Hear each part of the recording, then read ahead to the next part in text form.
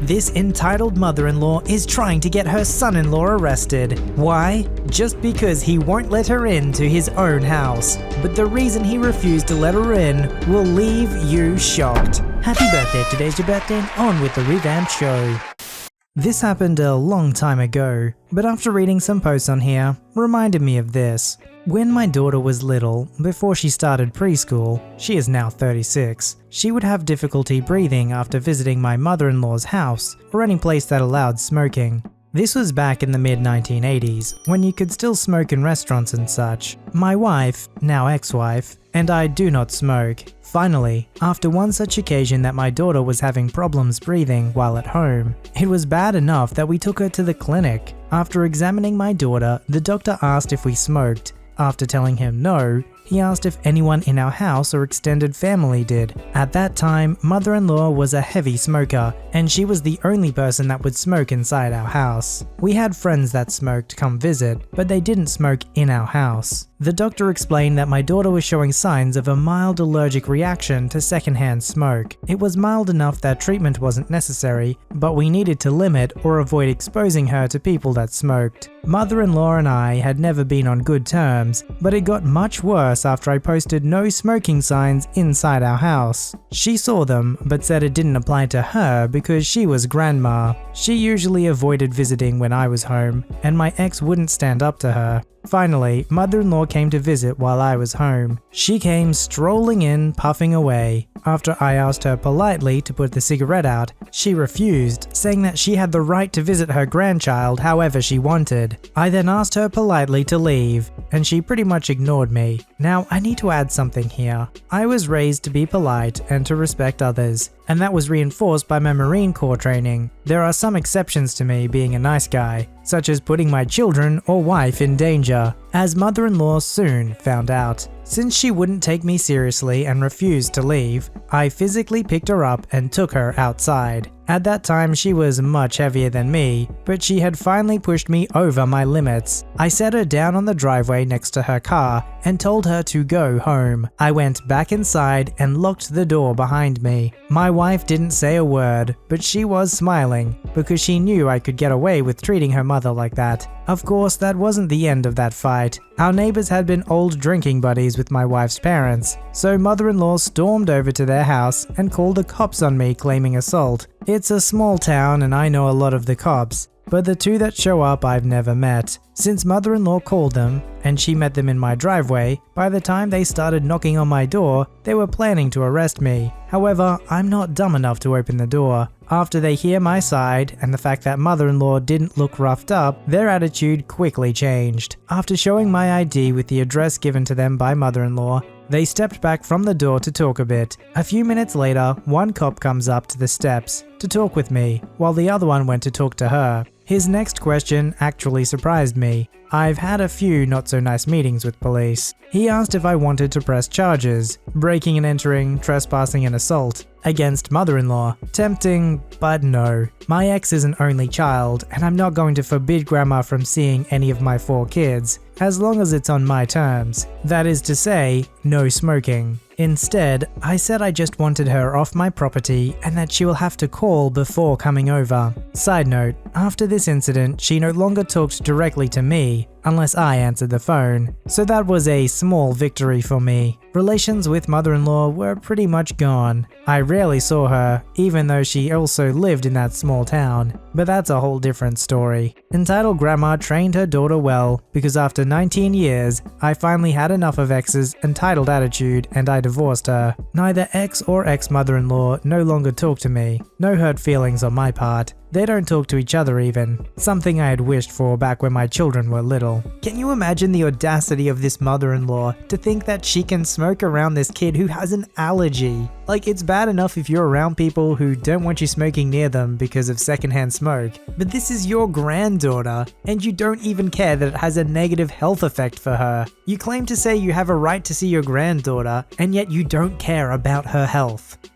Last year, my parents asked me to manage their personal finances. I'm a finance manager. My aunt, my mum's sister, is a bookkeeper and used to manage their personal finances. And when I took over, it was a mess. Spreadsheets didn't balance. wrong exchange rates, wrong formulas, missing information. All these mistakes cost my parents thousands. My aunt was also the bookkeeper for my dad's business. At the beginning of this year, my dad asked me to do an internal due diligence before he took his company to market. I was unemployed and pregnant, so I had the time and was meant to not be stressful. I was assured that whilst he hadn't seen accounts since 2018, they were in order. Within seconds of opening up the accounting system, I spotted a fraudulent transaction. What was meant to be an overview 15-page report turned into a 220-page of gross misconduct, financial mismanagement, negligence, and fraud. Fast forward 6 months later and the virus hits. My dad has had to lay off 70% of his staff. My aunt was finally fired too.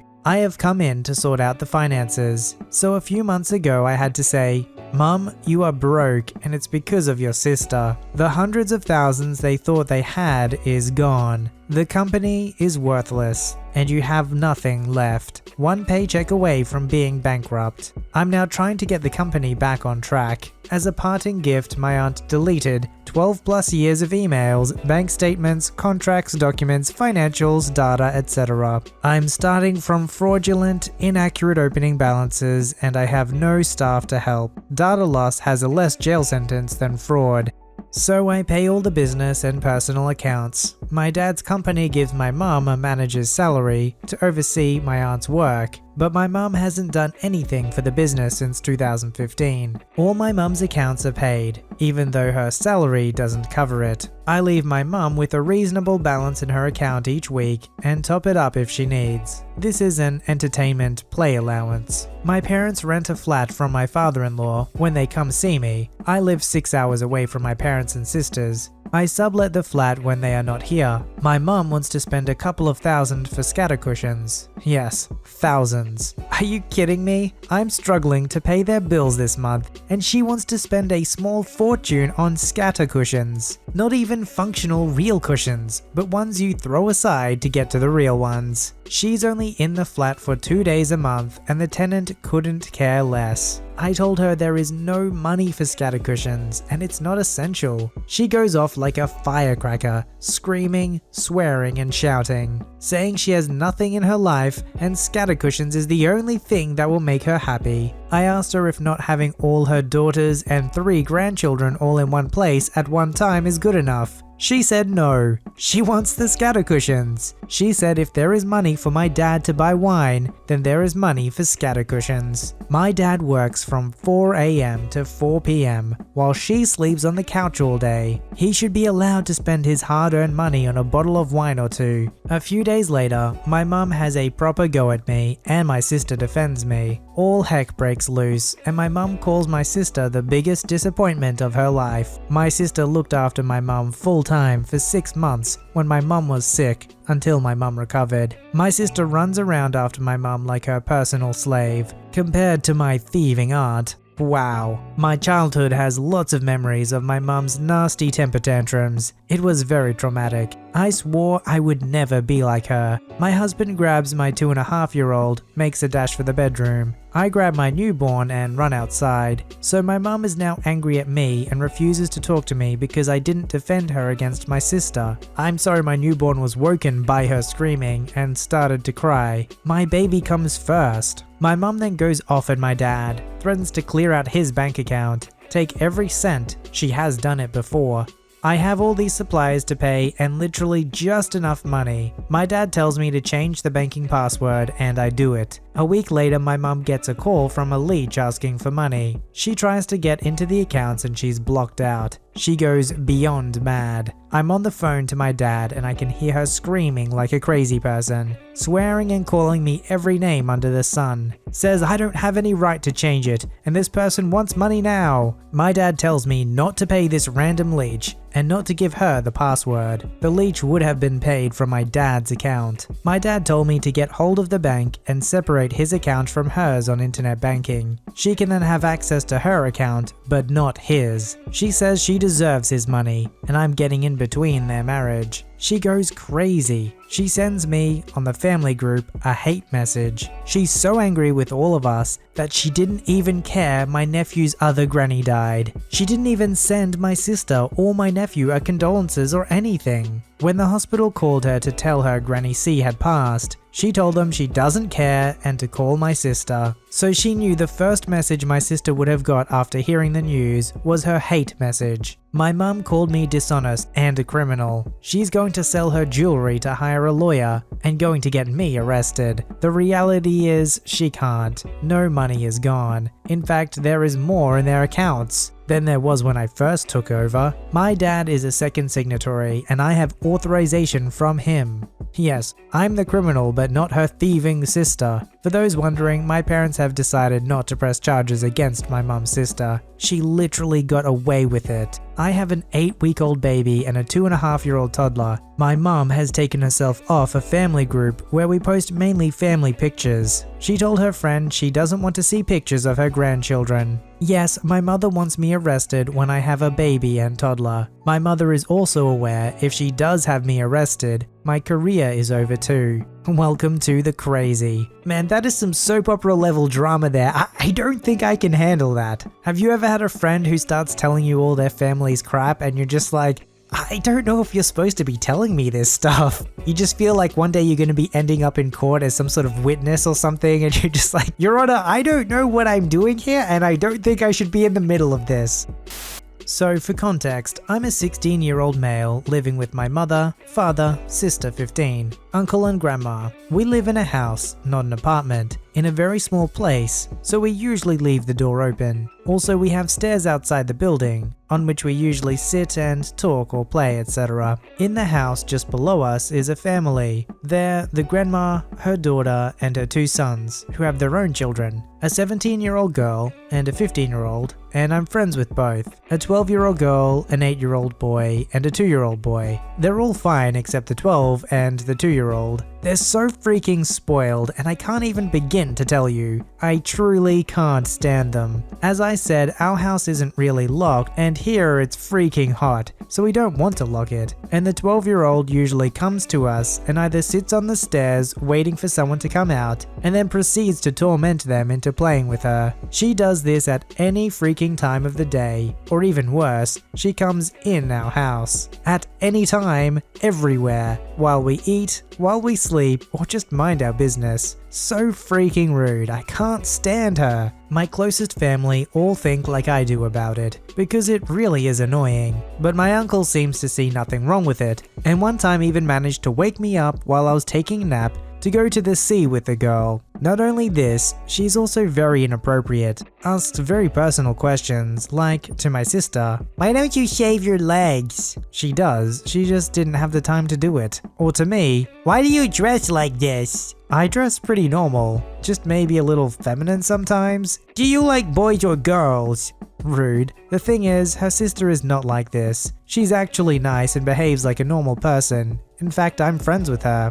Then comes their 2-year-old, the cousin of the 12. See, he happens to have the same name as me. For this particular reason, when the mother was pregnant, they would always talk about me spending a lot of time with him to teach him everything I know, help him, make him strong. I always thought they were talking about it a normal way. We live 10 meters from one another. Of course we were going to see each other a lot, and I wouldn't have minded to teach him stuff or play with him, since I like kids. But what they expected me to do was way more than this. After 2 or 3 weeks from his birth, they started giving him to me. He would cry his lungs out while in my arms, and I'd always end up giving him to his half-sister, 17-year-old. This went on all the way till now, when he is 2. I hated how they'd expect me to actually take care of him when they wanted me to, but never said anything too rude, just made excuses not to do it. Plus, his sister would hold him 90% of the time. Then, the kid started walking. He has some behavioral issues, might be autistic, still doesn't talk, only screams 100% of the time. He would come over to us, like the cousin, scream, and eat our food. My uncle would always give him one biscuit, but the kid eats whatever's on the table, runs around, places everything in his mouth,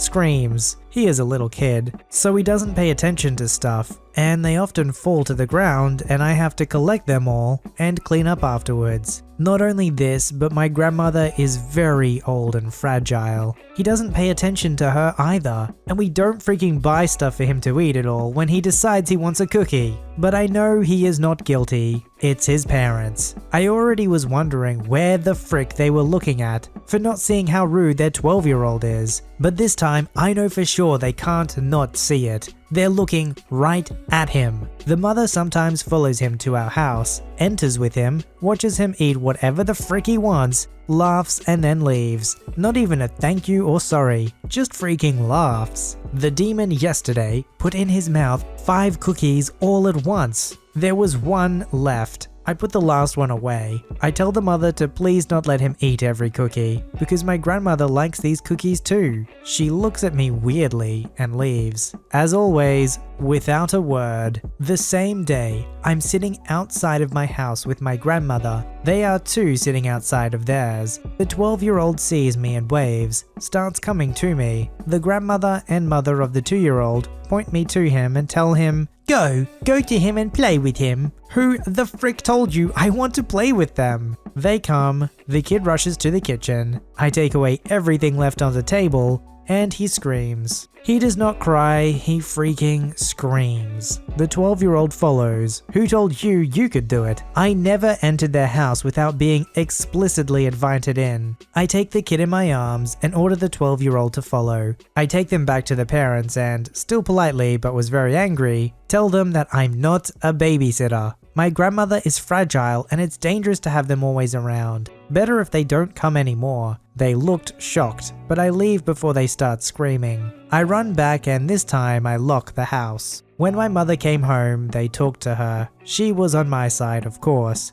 What the frick did they think she was gonna tell them? She said I'm right, grandma is old, and with kids so young, you never know what could happen. So they told her how offended they were by what I said about me not being a babysitter, and my mother laughed and said that if they want me to look after the child, they can pay me, and I'll do it all the time. They were so offended. They aren't talking to me since yesterday, not even the girls was friends with. Fine, I'm hanging out with others. They're incredibly entitled. Happy I don't have to listen to their bullcrap anymore. Not only should they be paying him for basically being a babysitter, that's what he's doing, but they're also eating their food. Food does cost money, even if it's just a cookie here or there. For some people, that's their one treat that they buy for themselves, you know? So for this little kid to just shove 5 of them in their mouth, it's like, oh, thanks, well, if I want more, I need to go buy some more at the store now. But like they said, it's not entirely the kid's fault, it's largely the parents' fault for letting the kid think that this is acceptable behavior. Submit your story to be read on the channel at VoiceyHereStories@gmail.com and join our Voicey veteran community at r/VoiceyHere. Don't forget to like, subscribe, and hit that bell to never miss an episode. Alright, Voicey veterans, I'll see you in the next one.